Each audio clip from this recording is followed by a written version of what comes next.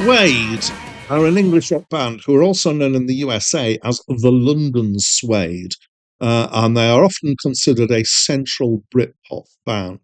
They were formed in 1989 and lasted until 2003, with a history that seems to be centered on disagreements and people leaving. They didn't have a ridiculous number of different lineups, but the Wikipedia page about them does seem to very much focus on these leavings and these disagreements. In that period, they released 5 albums. And then, after a while, in 2010, their fourth and penultimate lineup from previously, as far as I can work it out, have reunited. And they're still going. And they've released 5 more albums in the second stretch, the most recent being in 2025, which is the point at which I'm recording this introduction. Hi, my name's Dan, and this is a review of Coming Up by Suede, which was an album released in 1996 and was their third album. It was my first time listening to it. I did know the track Saturday Night, which is the last track on the album, so I think I know it from it being on a magazine cover CD from around the time I haven't looked it up and worked out which one it was, but it does feel very familiar to me and is kind of itching the connections, which might be other songs on the same CD. Um, I would describe this as being Britpop with a glammy, mild psychedelic neo-psych feel. I'm forever throwing this neo-psych thing in because I think I've discovered this as an idea. So it's got a full band feel, including synth. This is the debut album of their new guitarist after Bernard Butler was ejected from the band. And also of their keyboard player. It's the first album with a keyboard player in the band, I understand. And a lot of the information on this album seems to focus on the differences between this and the previous 2 albums. And in particular, the fact that Bernard Butler was ejected was a big deal, and this represented a change in sound to a more commercial sound.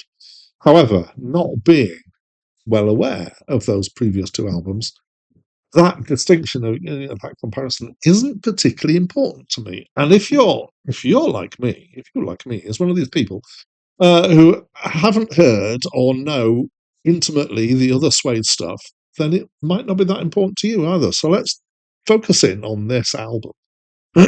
So I would describe this as being, it's kind of mostly big fuzzy rock, with some more stripped back tracks as well. And then I feel like, as I wrote this note, I felt like I can say that about almost every rock album. Yeah, there's mostly kind of lots of rock, but some stripped back tracks. It usually happens. Not every album does. But yeah, so it's the case here as well. It does have a feeling of immediacy and tightness to it, which I think makes it kind of quite strongly fit with the idea of it being Britpop. If there wasn't such a thing as Britpop, if there was no allegations of Britpop flying around, I would call this pop rock. I think Britpop was a particular point in time for pop rock in the UK. It's fairly flamboyant and expansive as a sound. There's quite a lot going on quite a bit of the time, but they're tight in terms of the songwriting. The songs aren't rambling.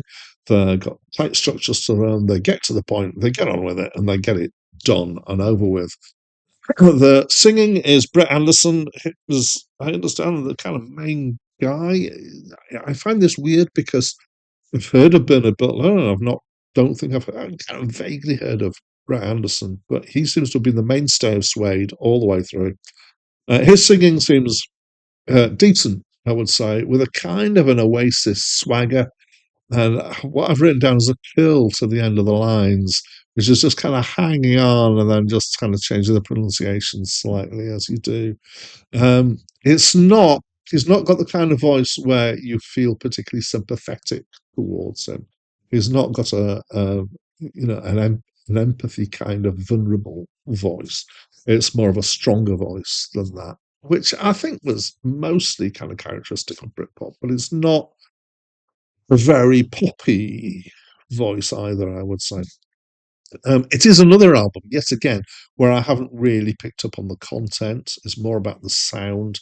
Apart from one track, which is the chemistry between us, which is about, not just seems to be about, is about uh, more than one person getting high at the same time, and is this realization that just because you're getting high at the same time doesn't mean that this is a kind of you've got a bond because of this. It's a shared experience, but it doesn't really go beyond that. um, Overall, I'd say, yeah, it's okay. I can see why it was pretty popular, except for apparently in the US because of promotional issues. I read some stuff. They only did 3 gigs in America to promote it, and at least one of them was just with acoustic guitars because they'd had their electric guitar equipment stolen.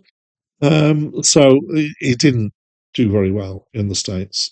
For me at the time, I don't remember it at the time. Suede generally, and so this album, as part of this, kind of got lost to me in the indie Britpop noise that was going on around this time.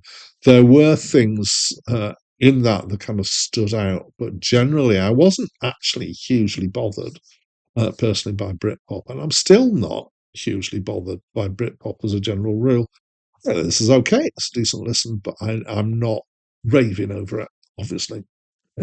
But that's just my opinion. And as always, I'd love to invite you to give me your opinion. Please, please, please let me know what you think by leaving me a comment. And that's it from me for now.